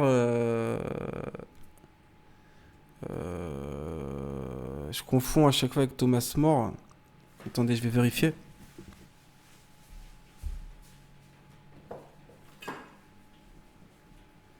Ah ouais, ça c'est donc l'écrivain derrière La Nouvelle Atlantide. Hein, on en a beaucoup parlé dans les vieux lives, je vais pas revenir aujourd'hui, mais on y reviendra un jour dans un live qui sera consacré au roman. Je reviens.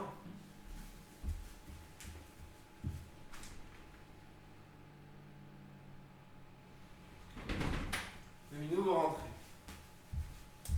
Alors, on continue, mais c'était juste pour faire un petit parallèle entre les deux Francis Bacon, hein, tout simplement, vous avez compris. On continue avec du Duchamp, hein, un de ses tableaux très célèbres. Il a juste fait des moustaches sur la Joconde, sur une reproduction de la Joconde. Il appelait ça LH2O au cul. Voilà. LHO au cul, pardon. Excusez-moi, c'est encore plus bête que ça. LHO au cul. LHO au cul, voilà. Alors c'est très rigolo, le jeu de mots est très bien trouvé. Merci Monsieur Travelot, mais pour le coup, on est dans le travestissement justement. Et on est dans la dissociation psychique avec Monsieur Duchamp qui se déguise en femme. Et pour le coup, la Joconde qui se déguise en homme. Hein, voilà. Dissociation psychique encore une fois. Ça, c'est une photographie de Duchamp, vieux, par je sais pas qui, peut-être par Man Ray, je sais pas. Ça a l'air récent, donc je sais pas. Mais encore une fois, dissociation psychique avec deux perspectives différentes, profil et face qui semblent se mélanger, et qui d'ailleurs se mélangent dans la même photographie. On va pas se répéter sur ce que ça symbolise. Là, vous avez le nu de l'escalier qu'on a vu au début du live. Version peinture et version chrono photographie à gauche. J'ai déjà expliqué tout ça au début. Alors là, on part sur du... c'est qui ça? Je sais même plus. Je sais plus, mais ça c'est du Dada. C'est un artiste de Dada. Bon, voilà, c'est HH. Elle mute quelque chose, je sais plus. Peu importe, j'ai envie de dire. Hein, mais bon, je vais regarder si on peut pas avoir les infos. Non. Donc un artiste Dada donc du début du siècle qui va dissocier un corps avec un homme qui a une bouche blanche et le reste du visage différent, même ses yeux, c'est du collage, hein, c'est du collage tout ça, qui tient un bébé qui a un œil d'adulte, voilà, l'œil unique, au centre de l'œuvre du collage, et qui, voilà, donc la dissociation psychique avec cet enfant qui a un œil adulte, la bouche qui est pas de la même couleur que le reste, en haut du visage, un œil collé, l'œil gauche quand on regarde, l'œil qui est à gauche est copié-collé aussi, et ce corps qui est un corps de femme avec une tête d'homme, donc travestissement, baphométisation, c'est l'émissaire de la Kabbale de Abraham Ben David. Je vous renvoie à mon dernier live sur la Kabbale et déviation du monde, qui est un des lives les plus importants de la chaîne pour bien comprendre notre époque. On va comprendre que l'androgynité, l'hermaphrodisme, le transgenrisme, c'est une manière de symboliser l'antéchrist sur Terre, le matérialiser sur Terre à travers ces symboles, justement parce que l'émissaire, dès le tout début de la création de la Kabbale, parce qu'on est au XIIe siècle avec Abraham Ben David, eh bien c'est un androgyne. La Kabbale elle-même, c'est l'émissaire et c'est un androgyne. C'est un émissaire androgyne, qui est le prince de ce monde selon les propres mots de Abraham Ben David, c'est-à-dire Satan. Donc là, on est dans du je sais pas qui. Ça doit être du Paul Klee ou bref, je sais pas qui c'est ça. Voilà. Je vais regarder s'il y a les infos. Mais c'est pareil, c'est un peintre du XXe siècle, début du XXe siècle. C'est monsieur Adobe Stock. Bon, je plaisante. Et donc, tout est pareil, hein, je vais pas me répéter. Voilà. Vous pouvez comprendre vous-même que c'est plein de visages en un seul finalement, et des visages de monstres en l'occurrence, avec des couleurs très fauves, très criardes. Là pareil, on revient chez les Dada, je sais plus qui c'est, avec un visage dissocié par ce procédé du collage. C'est à la fois un visage et à la fois une pièce, avec d'ailleurs un damier au début, encore le rouge, blanc, noir qui est assez présent dans ce tableau, hein, le bas du visage c'est le sol, la deuxième partie du visage qui inclut nez et yeux c'est le mur. Bon voilà, on est encore dans la dissociation, une autre manière de dissocier la psyché humaine à travers le visage, la tête, et des symboles de dissociation, de division. Là on est dans Max Ernst, qui est un artiste très important du XXe siècle, un peu surréaliste, qui avait un style... c'est un des plus doués, hein, finalement, c'était un de mes préférés avant. Et il avait son style, vraiment, il avait son style à lui. Là, on est dans une dissociation démoniaque, avec cette espèce de monstre qui a plein de formes différentes. Vous regardez bien, à gauche, vous avez un petit démon qui fait partie de lui-même, qui a des mains vertes ici. Là, un espèce de sexe vagineux, un petit peu mollusquien, un petit peu... appelez ça comme vous voulez. Là il y a une main, mais on dirait presque un personnage. Ces têtes de cheval démoniaque, c'est un cheval blanc d'ailleurs, hein. Le symbole est intéressant sur ce que ça veut matérialiser. Une espèce de partie qui rappelle le requin bactrilocien. J'invente des mots qui veulent rien dire, mais bon bref, vous avez compris, c'est un gros mélange de plein d'animaux quelque part différents qui forment un même démon, hein, dissociation démoniaque à 2000%. Pareil là, toujours chez Paul Klee, une espèce de moineau avec une bouche hippopotame alligator. Bon, c'est un gros mélange de plein de trucs, pareil, ça se répète beaucoup tout ça. Alors c'est 3 moineaux différents, voire même plus. Espèce d'escargot là aussi qui va beaucoup symboliser l'hermaphrodisme aussi, donc hein, la transgenrisation dans un cadre initiatique quelque part. C'est un des plus vieux symboles dans nos églises abbaye, cathédrale franc-maçonne, on pourrait dire proto-maçonne, le symbole de l'escargot. Là, c'est pareil, donc c'est même pas la peine de zoomer. C'est une espèce de créature composée de plein d'autres créatures. Toujours chez Paul Klee, il me semble, je suis même pas sûr. Alors, on va passer un petit tour du côté de l'expressionnisme. L'expressionnisme, un mouvement d'entre-deux-guerres principalement en Allemagne, avec Otto Dix et compagnie. Désolé pour l'accent de faux folle. Et là, du coup, qu'est-ce que ça symbolise? Évidemment, j'ai envie de dire, quand on comprend bien les choses, ce tableau très connu de Otto Dix, c'est l'Annonciation de Marie, mais en version complètement serpenteuse, hein, tout simplement. Donc là, on a, je sais même pas comment ça s'appelle, hein, ce tableau, peu importe, ça se trouve, ça s'appelle Judith reçoit Francis, hein, j'en sais rien. Mais en tout cas, on a un personnage qui est honteux puisqu'il est tout rouge, qui a les mêmes couleurs que la Vierge dans un cadre contemporain au XXe siècle, qui est assis sur sa petite chaise sur un parterre de cubes, hein. Et on a cette espèce d'ange qui a plein d'œils uniques sur lui, noir. Alors évidemment, quand on transpose quelque chose de blanc et de lumineux à quelque chose de noir, c'est fort symboliquement, hein, pas inutile de détailler ce que ça cherche à faire, qui pointe du doigt vers son ventre, hein, sous-entendu. Alors là, c'est encore une manière de matérialiser l'antichrist avec une figure anti-virginale, anti-mariale, hein. C'est une anti-vierge là, hein, qui est symbolisée et qui est censée matérialiser le fait de donner vie à l'antichrist dans nos sociétés. Toujours Otto Dix. Est-ce que je vous commente ou je vous laisse réfléchir 2 secondes sur ce que c'est ça, hein?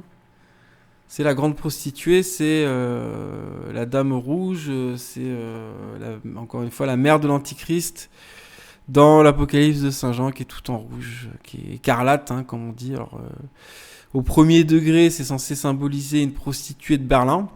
Donc on n'est pas loin du contexte symbolique non plus. Avec ces petites griffes de sorcière là, si on regarde bien, son corps un peu abîmé dans le sens où voilà, enfin il est pas du tout abîmé, mais on voit que c'est une personne qui a elle a plus la quarantaine que 20 ans, avec le visage tout blanc, livide, cette espèce de visage qui fait peur un petit peu, hein, avec ce maquillage qui fait peur là.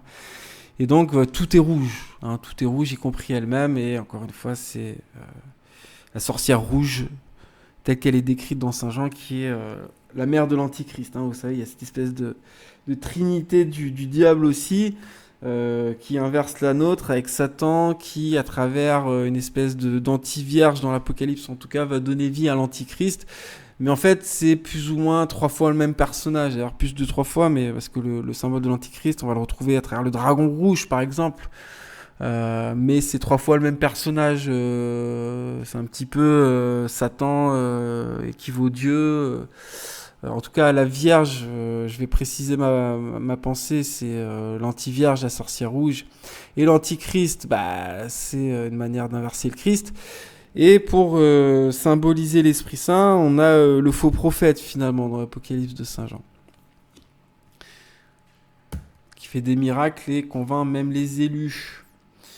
En tout cas, c'est une interprétation. Là, on atterrit directement dans les années 80 avec Basquiat, un peintre très célèbre, qui va, sur les bases de Picasso et compagnie, utiliser le symbole du visage et de la division de ce visage par tous les moyens pour matérialiser la dissociation psychique. Alors, inutile de recommenter tout ça. On a des cicatrices entre les yeux, on a des yeux qui sont différents, de couleurs différentes, on a presque plusieurs visages qui semblent être mélangés, on a au niveau du ce qui pourrait symboliser le cerveau, des croix à l'envers si vous regardez bien, des espèces de compartiments, tout est divisé, tout est fragmenté, compartimenté. On est à tous les étages, à tous les niveaux, dans la dissociation psychique, même autour du visage finalement. Basquiat, on va regarder 2-3. Je vais pas tout commenter parce que c'est toujours la même chose. On pourrait détailler chaque tableau. Là, il y a presque 3-6 retournés, mais est-ce que c'est volontaire? J'en sais rien. Il y a un œil unique ici, en plein milieu. Dissociation avec plein de division du visage, comme d'habitude, ça se répète. Pareil, c'est le même qu'on a vu là, mais une autre partie, donc on va pas se répéter. Pareil, toujours chez Basquiat, c'est très morbide, hein, malgré que ce soit très pop finalement au niveau des couleurs. C'est très morbide, hein, c'est très tête de mort, c'est très lugubre, c'est très Satan, hein, finalement, tout ça. Et les yeux vont souvent indiquer quelque chose d'éteint, quelque chose de modifié, quelque chose en cours de modification, en état de conscience modifié, quoi. Voilà, il y a une espèce de morpion au-dessus de la tête, c'est marrant. Savoir ce que ça voulait dire pour lui, mais à mon avis, toujours la même chose, et ce que je rabâche depuis le début du live. Toujours Basquiat, là, on a carrément un démon avec des cornes, tête de mort, triangle, qui semble se mélanger avec une espèce d'enfer derrière lui qui coule, une espèce de chute de la matière derrière lui, de pluie de chute. La pluie va symboliser la chute, hein, comme la foudre qui tombe, y compris dans Luc 10, hein, d'ailleurs. On voit l'impact de tout ça. Vous avez même mon genou en photo par reflet, hein, je m'en excuse. Et un passant derrière, malheureusement, qui a rien demandé. Une espèce de force fiesta noire, ou je sais pas ce que c'est. Le monde diplomatique, en août, on s'arrête, on réfléchit. Je sais pas qui a fait ce tableau. J'essaie de lire la dédicace, mais désolé. Si vous l'avez, n'hésitez pas en commentaire. Avec ce chat dissocié, qui a un œil bleu, un œil jaune, toujours les mêmes formes derrière qui vont compartimenter, diviser et le corps et la tête. Ça se répète, rouge, blanc, noir beaucoup, hein, pour les couleurs principales de ce tableau. Pareil, dissociation dada, hein, on revient au début du siècle avec je sais pas qui là. Hein, on va pas détailler tout ça, mais ces corps qui semblent être des pieuvres, qui semblent être des espèces d'âmes qui se mélangent à des espèces de coulées de corps, appelez ça comme vous voulez, avec des proportions ridicules qui semblent, voilà, on dirait qu'on a coupé tout le haut du corps, le buste, le tronc, et qu'on a collé la tête sur le bassin finalement, dissociation, division encore. Pareil, dissociation d'un visage à travers différents procédés, à travers ce dadaïste dont j'ai perdu le nom malheureusement. J'ai pris que des artistes très très célèbres. Donc n'hésitez pas, si vous avez les noms en commentaire, ça fera des commentaires en plus. Je vais pas me répéter. Pareil, là on est sur le proto-surréalisme de Pierre de Chirico, je sais pas comment ça se prononce. Très très très célèbre peintre qui va un peu annoncer Dali finalement. Et là on a une espèce de visage vide avec une équerre dessus qui est collé à un autre visage blanc derrière lui qui semble un petit peu être le même visage tellement ils sont collés sur le même plan. Dissociation. Pareil avec ce tableau de Chirico. On a un corps composé de plein de parties différentes. Hein. On est dans le Frankenstein. Hein. Frankenstein aussi, d'ailleurs, ça me permet de réaliser en cours de vidéo que c'est une entité dissociative à 2000%, Frankenstein. Frankenstein, l'histoire, c'est un savant fou qui va chercher différents membres de différents corps morts pour les coller ensemble et en faire un zombie et lui redonner vie. Et se faire tuer par lui à la fin d'ailleurs. Hein, pour donner bonne conscience au lecteur et qui va se dire c'est horrible, mais en fait l'auteur il est gentil, ça finit bien. Mais en fait ça se cherche surtout à matérialiser, outre une figure antichristique, outre cette espèce de proto transhumanisme qui était déjà prévu quelque part, hein, même s'il n'y avait pas ces termes. Ça cherche à matérialiser la dissociation psychique, Frankenstein évidemment.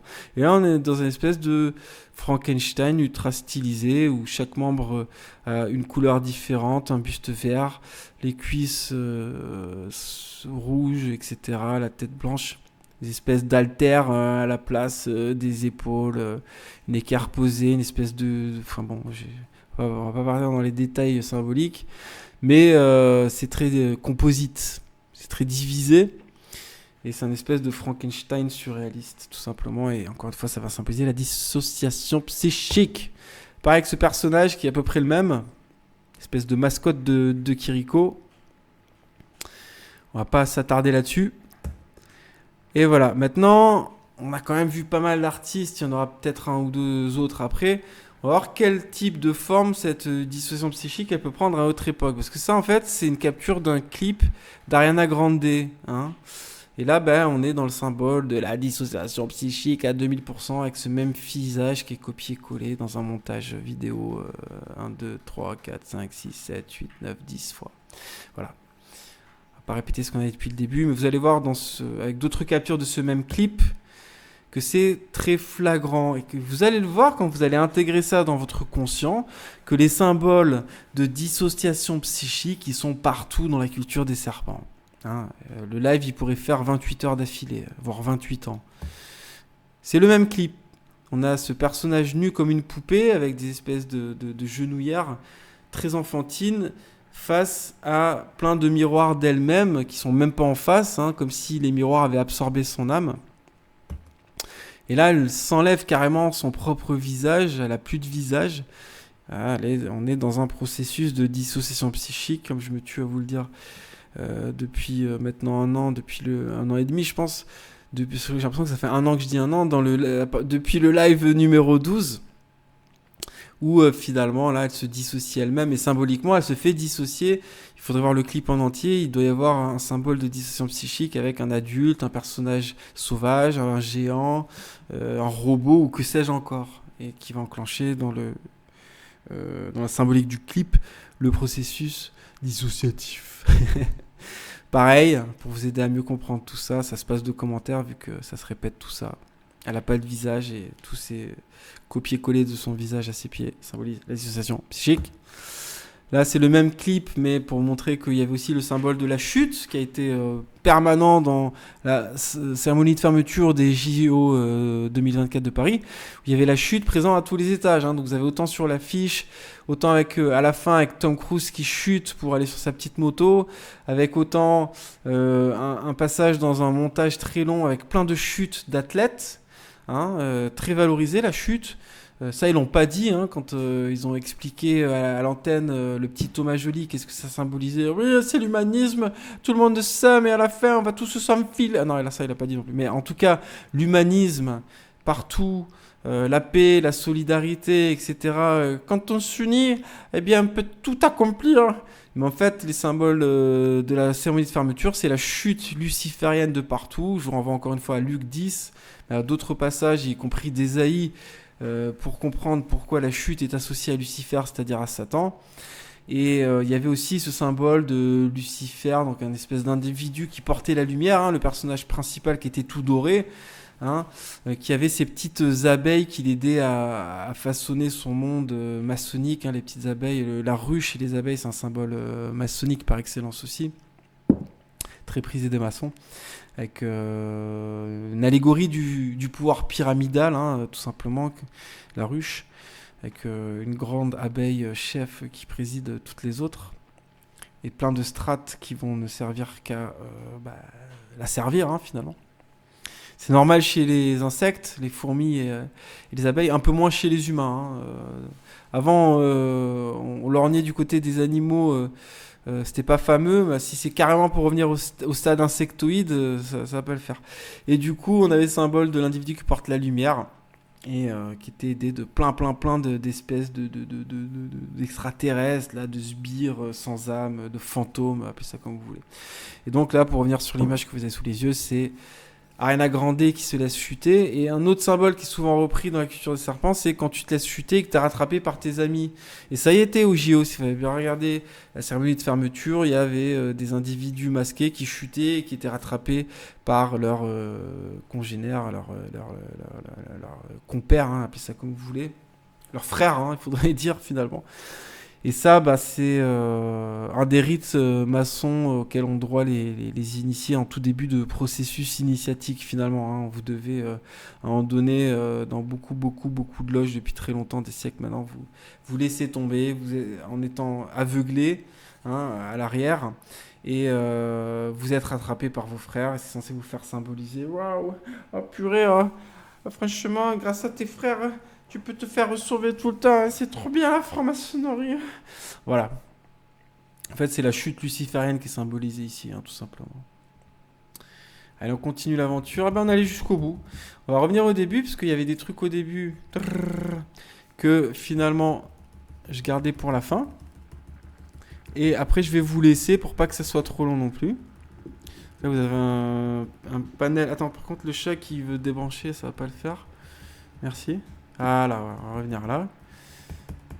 Point de départ, c'était du chant.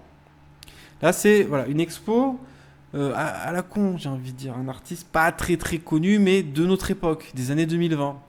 En tout cas, il me semble. En tout cas, c'était exposé. C'est une photo que j'ai prise moi-même il y a 2-3 semaines. Une exposition, le thème même, c'était la chute et la dissociation, sauf que c'était pas affiché comme ça. Je me rappelle plus du thème affiché d'ailleurs. Et là, donc, vous avez une dissociation symbolisée par ces jeux de corps qui sont semblables, mais qui sont pas le même finalement, hein, parce que sinon il n'y en aurait qu'un. Et du coup, certains semblent se faire face, mais ils sont quand même inversés, comme en haut, hein, et comme dans l'œuvre du bas, à gauche, à droite. Et au milieu, et voire au milieu en bas pour l'œuvre du haut, ils sont dos à dos, mais toujours inversés. En fait, ce qu'il faut voir là, tout simplement, dans la symbolique, c'est-à-dire dans ce que ça cherche à matérialiser, et ce que ça matérialise, ce que ça symbolise, et donc ce que ça matérialise, c'est dissociation et inversion, tout simplement. Ça sert à rien de vous casser la tête. C'est pareil là, c'est moins flagrant pour vous montrer que ça peut être fait de 1000 manières différentes. Okay, et là, vous avez une main blanche qui va toucher une main noire, une espèce de jeu de reflets où les couleurs sont inversées, tout simplement de bas en haut. Pareil, dissociation, inversion. Les deux mains sont similaires, mais les couleurs sont inversées. Donc l'artiste, c'est une artiste des années 70, j'ai parlé trop vite, Misha Lori, ou Mika Lori, Two Figures Reflection. Voilà. Alors voyez bien que tous ces artistes... Non, tu ne mords pas le câble en fait. Tous ces artistes, ils vont pas afficher directement. Ceci est un symbole de dissociation psychique. Ceci est un symbole de division. Ceci est un symbole pour matérialiser la division dans la société et dans la psyché de l'individu. Non, en fait, ils vont toujours rien dire à ce sujet. Si vous reprenez tout ce que je vous ai montré aujourd'hui, absolument tout, ça ne sera jamais annoncé. Même symboliquement, même de manière... voilà. En tout cas, très rarement. On continue l'aventure. Bon, ça c'est pareil, hein, voilà. C'est pas foulé. Alors, pour revenir à de la culture un peu plus populaire, entre guillemets, qu'est-ce que c'est ça? C'est un comics, entre guillemets, récent, très connu, Mister Miracle. Et qu'est-ce qu'on a dès la couverture? Je vous le donne en mille. Une grosse dissociation avec cet individu qui est complètement fragmenté par des glitches. Hein. Allez voir ce que c'est si vous ne savez pas ce que c'est. Et aussi par le fait qu'il soit à la fois Iron Man et Tony Stark, hein, finalement, ou autre, hein, parce que je ne sais pas qui c'est finalement ce personnage, mais il me semble que c'est Tony Stark. Ou alors c'est Mister Miracle, peu importe, j'en ai rien à fiche. J'ai pas lu cette bande dessinée, mais juste ce que je peux constater, c'est que dès la couverture, on a ce symbole de dissociation psychique avec deux manières différentes de le matérialiser finalement, de le symboliser. C'est-à-dire deux en un avec à la fois Tony et Iron Man. Et à ce titre-là, il y a de la dissociation dans tous les super-héros. Hein. Tous les super-héros sont des alters. Je renvoie à mon live qui s'appelle comme ça, tout simplement. Il me semble que c'est le 15 ou le 16. Ou le 17, peu importe. Dans ces eaux-là. Et donc, ces espèces de glitches qui vont complètement diviser son visage, encore une fois, symbole de la psyché. Le jeu du miroir, surtout comme ici, quand il est brisé, évidemment, c'est un symbole de dissociation psychique. Le reflet, ils vont beaucoup jouer là-dessus, que ce soit dans l'eau, dans un miroir. Là, non seulement le miroir est fissuré, mais qu'est-ce que vous voyez dans le fond? C'est fissuré aussi. Le fond lui-même est fissuré. Miroir brisé, puisque c'est qu'une partie d'un miroir cassé. Avec œil unique, rouge, blanc, noir, on pourrait dire, mais on peut mettre de côté le rouge, blanc, noir, là, juste l'œil unique par contre, dans un triangle, hein, d'ailleurs, comme par hasard. Et la brisure du miroir, c'est pas un carré, c'est pas un rond, un octogone ou je ne sais quoi, c'est un triangle. Et derrière, on a ce fond brisé, comme le titre hein, finalement. Le récit poignant d'Aurélie Preston. Là encore, un gros truc que j'ai pris en photo lors de mes petits voyages il y a quelques semaines. une statue géante. Hein. J'ai pris des passants un petit peu au loin là, qui étaient 10 mètres derrière, pour bien vous montrer l'échelle, en quelque sorte. Ce truc-là faisait 5 fois ma taille, quoi. Hein. Et donc, on a une dissociation psychique à tous les égards. Là, hein. Encore une autre manière de le matérialiser, de le symboliser. Et ça, c'est dans l'espace public. Hein. C'est-à-dire que regardez tout ce qui est affiché dans vos villes, même les petites villes, dans les espaces publics. Parce que même à un stade municipal, il y a du serpent de loge qui cherche à matérialiser tout ce qu'on dénonce ici.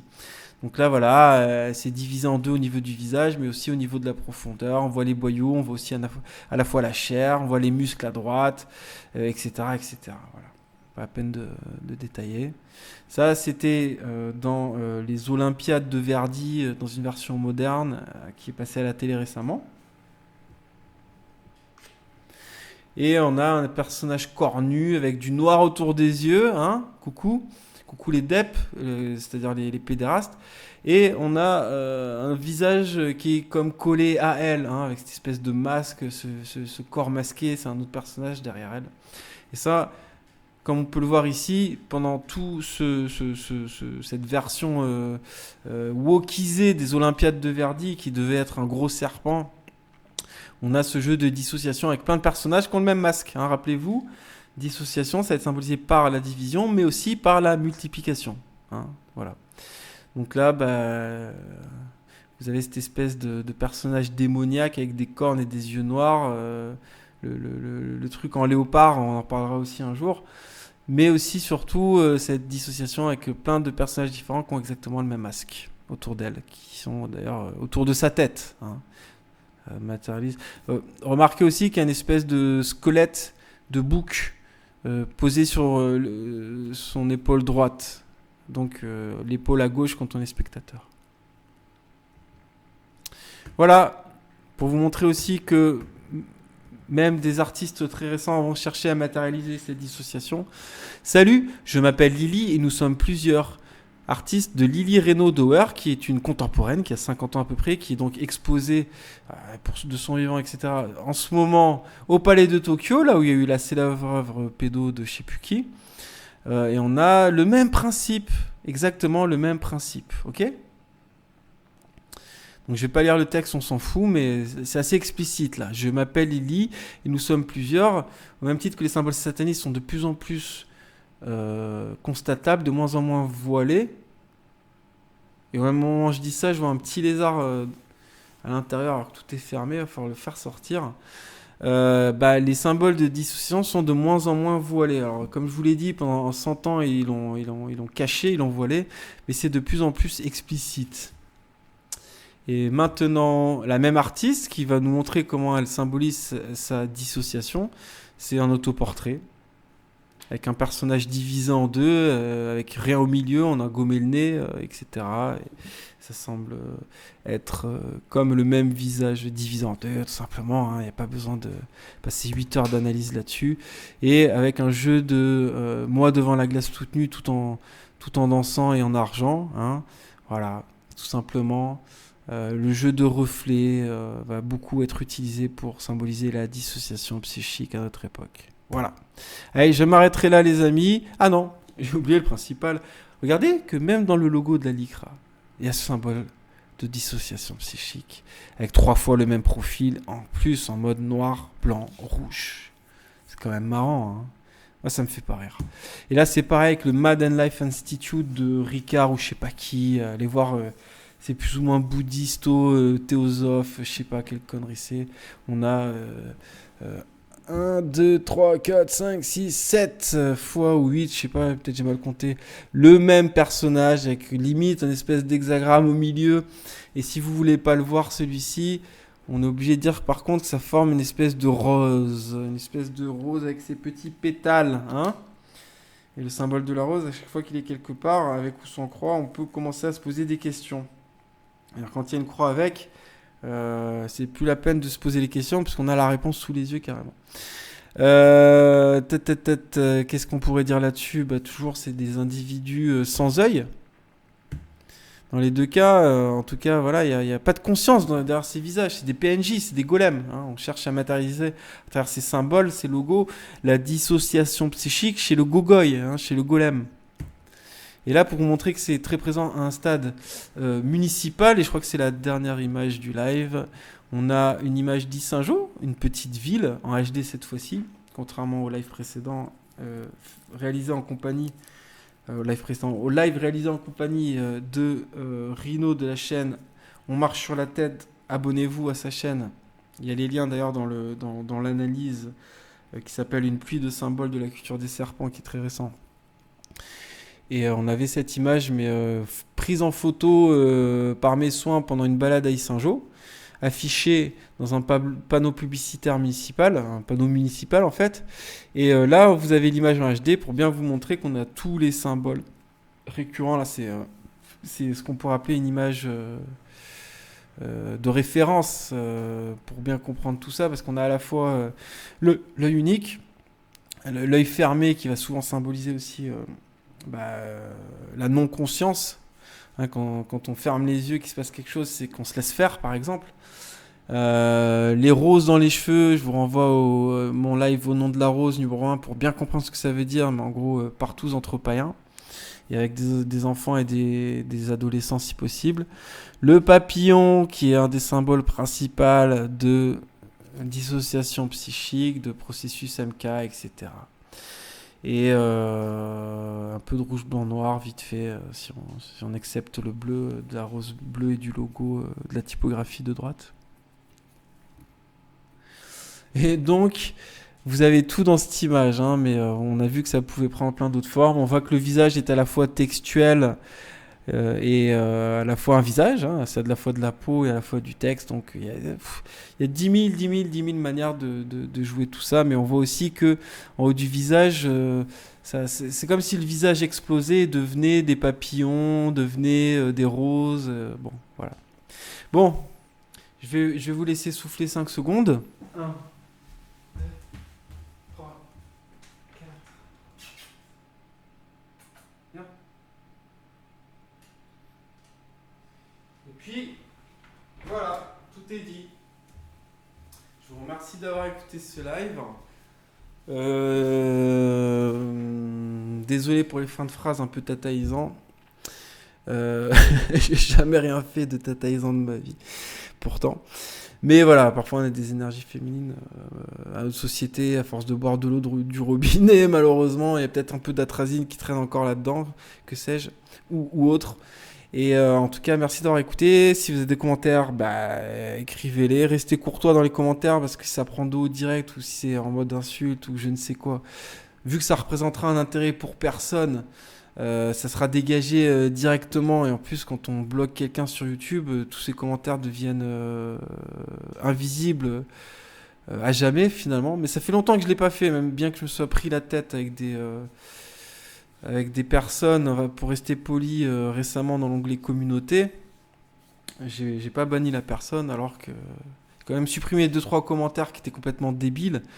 Mais l'autre qui me sort les Palestiniens ils sont cadors parce qu'il y en a ils ont les yeux bleus, alors que c'est une autre ethnie d'ailleurs dont j'ai oublié le nom, qui vivait dans le même contexte et qui sont devenus musulmans. Et puis de toute façon, quand on dit Khazar, on parle de la mafia Khazar. Il y a des Khazars qui sont devenus musulmans, il y a des Khazars qui sont devenus chrétiens après la chute de leur empire, il y a des Khazars qui sont devenus juifs, il y a des Khazars qui sont devenus qui sont restés animistes, ou plutôt animistes païens, ou plutôt animistes, enfin bon, peu importe, qui sont restés tingristes pour certains. Il y en a qui sont voire même qui sont restés tingristes jusqu'à ce qu'ils se fassent définitivement botter le derche par Gengis Khan au XIIIe siècle. Mais quand on dit Khazar, on parle de la mafia Khazar, évidemment, donc soyez pas bêtes, s'il vous plaît. Et allez apprendre l'histoire correctement si vous n'avez pas réalisé tout ce qu'il faut réaliser au sujet des Khazars. Mais ça fera l'objet peut-être d'un live un jour pour bien mettre les points sur les i là-dessus, parce que autant je vois qu'il y a de plus en plus de gens qui en parlent et ça fait plaisir, mais il y a quand même pas mal de résistance encore, et ceux qui se pensent plus intelligents que les autres à dire c'est bidon, Bah, vous êtes encore une fois, je vous le dis très clairement, les yeux dans les bleus, un caillou dans la chaussure de la vérité. C'est très important de réaliser tout ce que ça amène et pourquoi il faut le prendre en compte. Mais on fera un live, bien que je l'ai dit des dizaines de fois, on fera un live entier là-dessus un jour, qui sait. Allez, merci à tous d'avoir écouté ce truc. Désolé pour le fait, puisque ça avait commencé par un direct, mais pas assez de connexion. Je vais uploader ça. Et on se parle dans les commentaires au cours d'un prochain live. Que son règne vienne. Merci à tous. À très bientôt.